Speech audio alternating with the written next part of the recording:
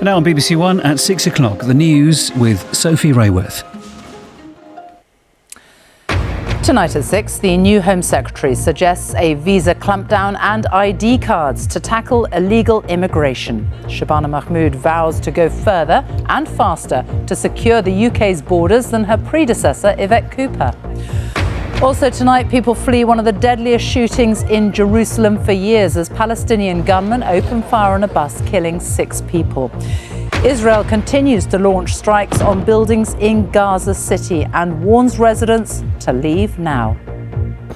Millions of people take to bikes or go on foot across London as a week-long tube strike shuts down most of the underground. And back in the UK, exactly 3 years after the Queen died, Prince Harry lays a wreath at her grave before attending these charity awards. On BBC London, we reflect on a day of disruption on the first full day of the tube strike. We hear from commuters and look at the impact on businesses.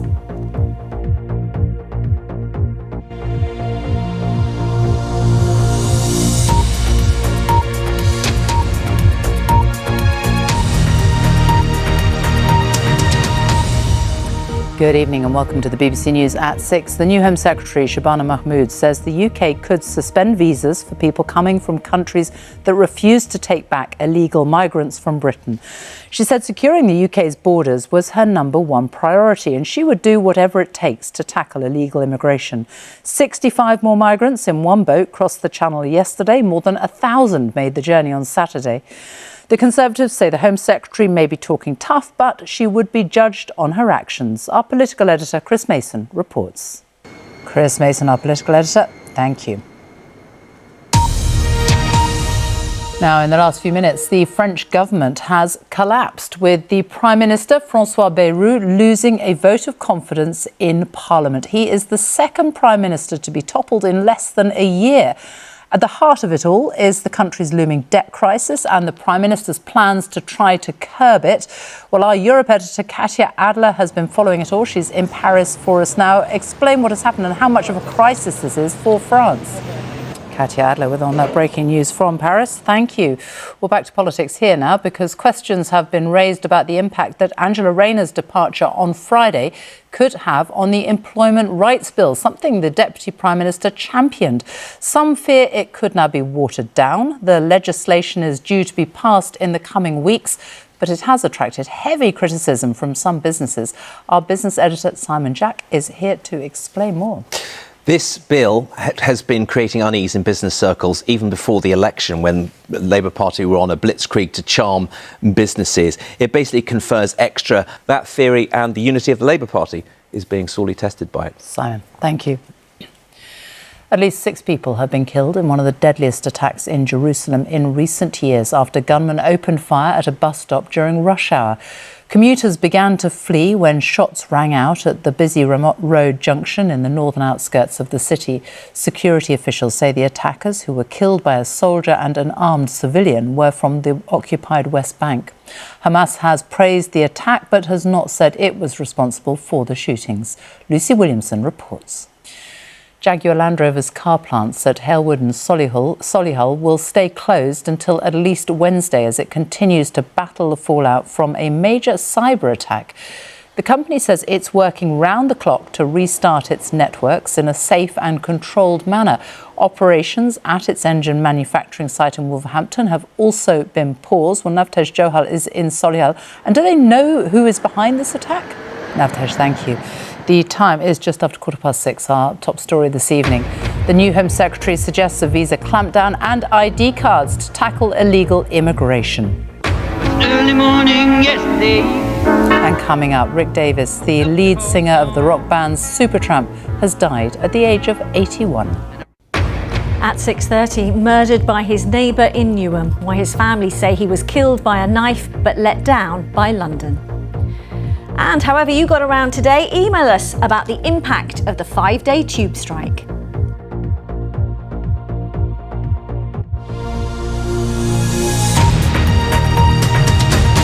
Prince Harry is back in the UK for a series of charity engagements. He arrived at Heathrow this morning and went straight to Windsor Castle to lay a wreath at the grave of his grandmother, Queen Elizabeth, on what is the 3rd anniversary of her death.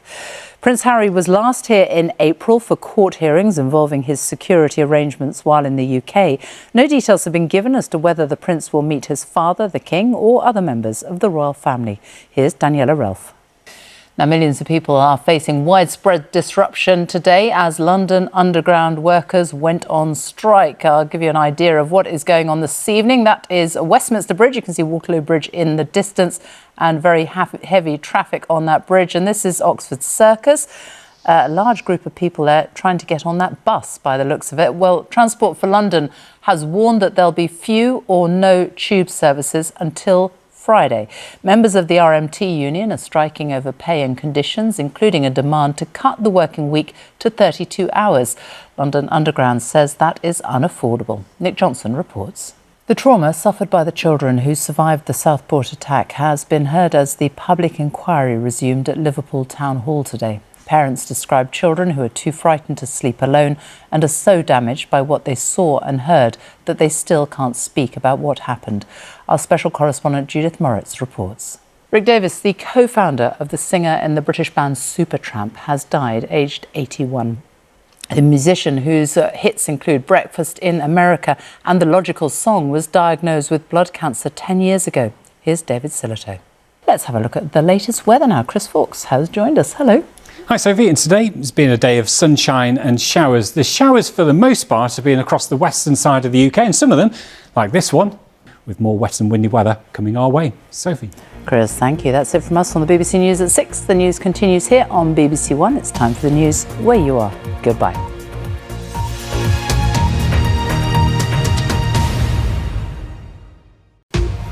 Thanks very much, Sophie. Good evening from BBC London. The big story tonight: a day of disruption in the capital as commuters feel the effects of the first full day of strike action on the tube. I admittedly did forget about the strikes, so yeah, it has been tricky. We all have to make a living wage, we all have to work our hours. I work more hours than less than others, but we have to, sorry, I'm going to have to go, that's my bus.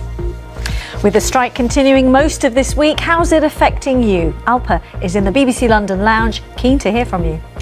Yes, I've been looking at your messages and emails and how you've been tackling day one of this strike. Contact me, hello BBC London at bbc.co.uk. Also tonight, the family of a man murdered by his neighbour say he was killed by a knife but let down by London. And the duo behind the children's classic We're Going on a Bear Hunt test their new picture book on the most discerning of readers.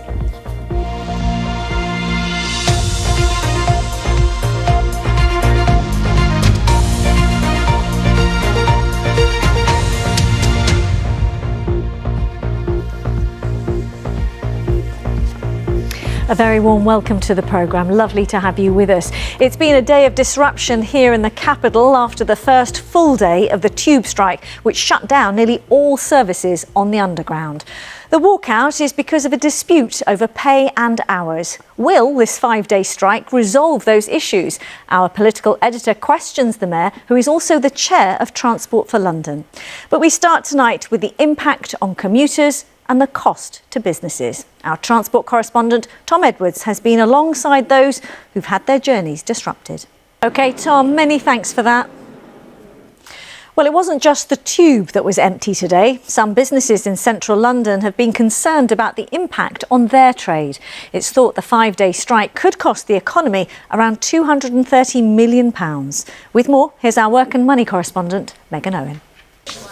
Well, with the strike continuing over the next few days, let's get more on all of this with our political editor, Carl Mercer, who's here. Hi, Carl. You've been speaking today with London's Mayor, who also happens to be the chair of Transport for London. Yeah, difficult day for him and for many London around.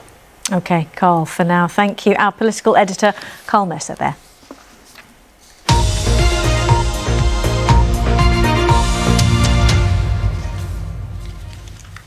Turning to other news, and the widow of a man who was murdered by his neighbour says he was killed by a knife but but let down by London. Riz Ahmed was repeatedly stabbed outside his home in Newham last year. His family and the local community had raised concerns to the council and to police prior to his killing, but they say no action was taken. Last week, Daniel Wybrow was sentenced to life with a minimum of 24 years. Here's our Home Affairs correspondent, Sonia Jessup. Next, let us just bring you some breaking news that's coming into us in the last few moments, that Heathrow Airport's Terminal 4 has been evacuated. The London Fire Brigade have confirmed that they are responding to an incident. Well, our reporter Anna O'Neill joins me now. So what more do we know here? Well, in the last few minutes, actually, we've heard Heathrow Airport. Anna O'Neill, many thanks indeed. And of course, if we get any further information while we're on air, we will, of course, bring it to viewers. So just to confirm that at Heathrow Airport, Terminal 4 has been evacuated and closed for the time being. Turning to a brief look now at some of the day's other stories. A 16-year-old boy has been charged with attempted murder after a suspected arson attack on a restaurant in Ilford last month.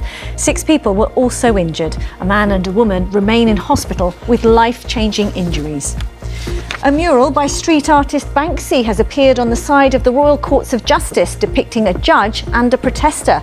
It comes 2 days after nearly 900 people were arrested at a London protest against the ban on Palestine action. It's already been covered up. And a gun salute took place today to mark the 3rd anniversary of the King's accession to the throne. There were also events at Hyde Park and the Tower of London.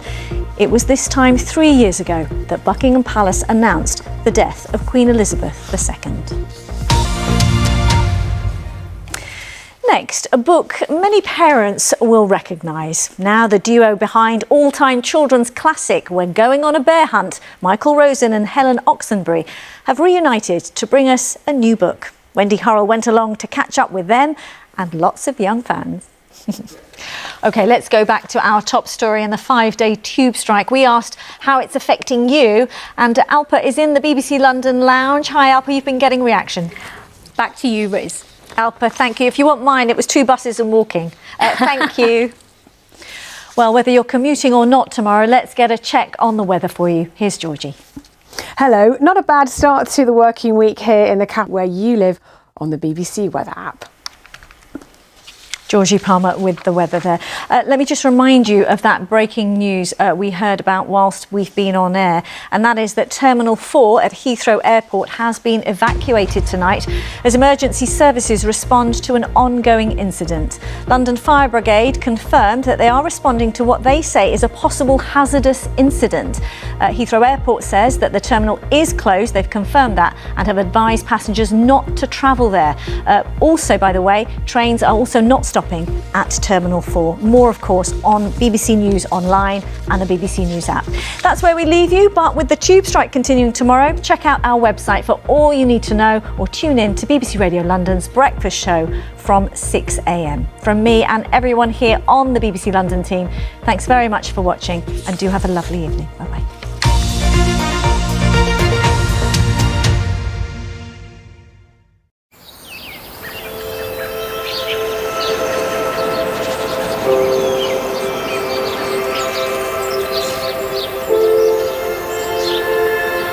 This is BBC One.